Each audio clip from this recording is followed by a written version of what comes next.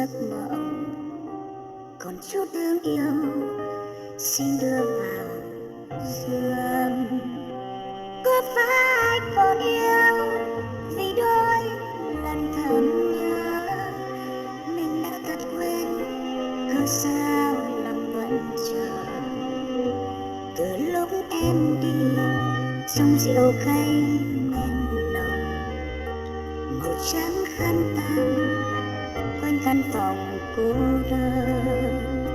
Ba có chuyện miên ngày em về nhà đó, buồn hát buồn yêu ngõ đêm sầu cô liêu.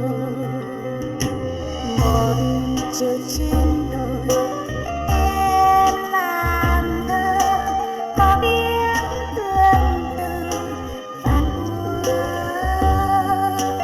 mộng sẽ theo ta bên người mơ, mới biết mình yêu bao giờ.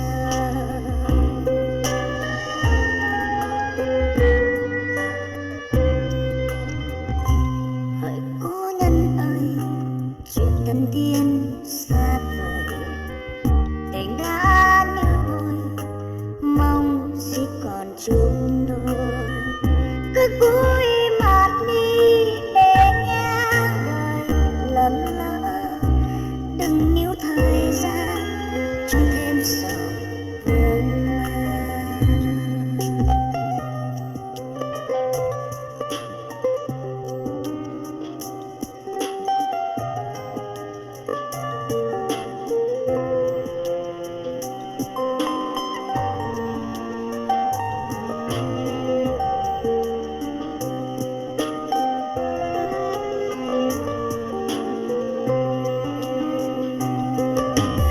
Một chiều trên đồi em làm thơ, có biết tương tư vạn uống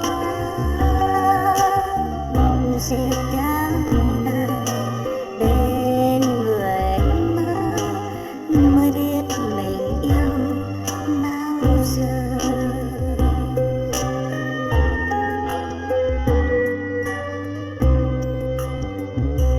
Hỡi cố nhân ơi, chuyện thân thiên xa vời, tình đã như vội, mong gì còn chung đôi. Cứ cúi mặt đi để nghe đời lầm lỡ, đừng níu thời gian cho thêm sầu vương man. Cứ cúi mặt đi để nghe đời lầm lỡ, đừng níu thời gian cho thêm sầu vương man.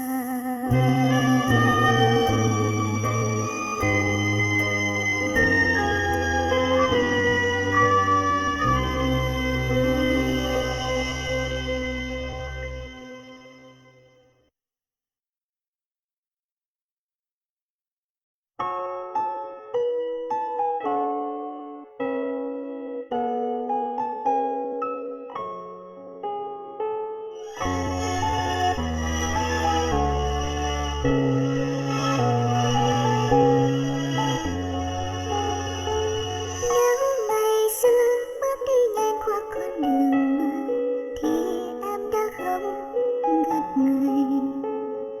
Nếu ngày xưa anh nhìn em nhưng không mỉm cười thì em đã không mộng mơ.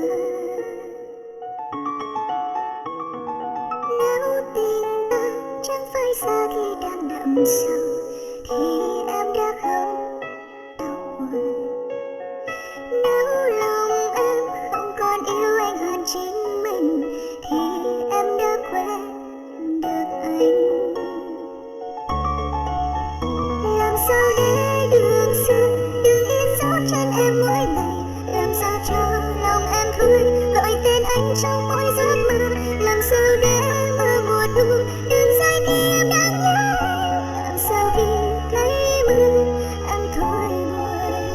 Làm sao để quên niềm vui niềm hạnh phúc khi em có lời. Làm sao quên ngày chia tay lệ em rơi trên đôi mắt cay. Làm sao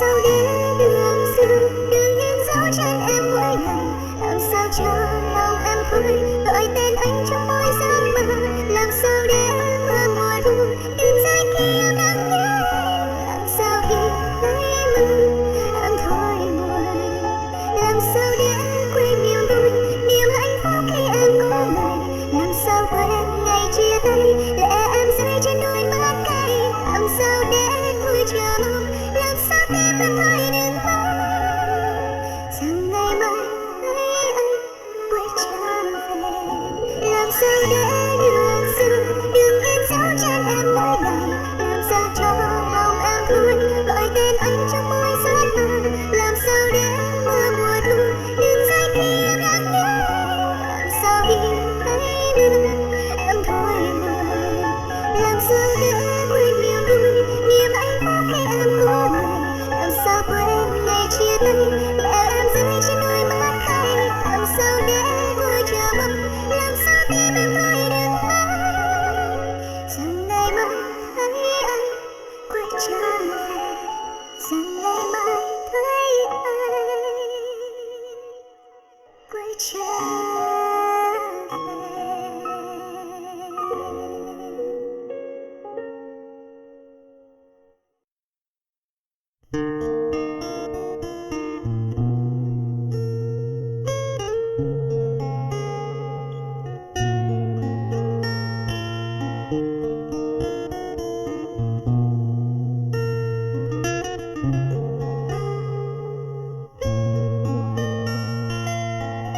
Hoàng hôn đã rơi trên vùng biển vắng, ánh nắng kéo nơi chân trời, ngồi xem sóng xô nhau vào bờ cát, ngắm những cánh chim lặn bay chơi vơi, dẫu gì vẫn xưa không còn đây, mà sao anh không tìm chỉ chân này, đã không còn ai tay nắm tay chiều nay, từ khi chúng ta xa nhà tổ ấm khăn phát đã bao năm rồi, cùng đi đến những chân trời lạ lắm, mỗi nơi mình mù xa xôi, đã chia tay cùng em, mà sao anh không yên đầy trong cõi lòng, vẫn mơ về em qua mỗi đêm mùa đông.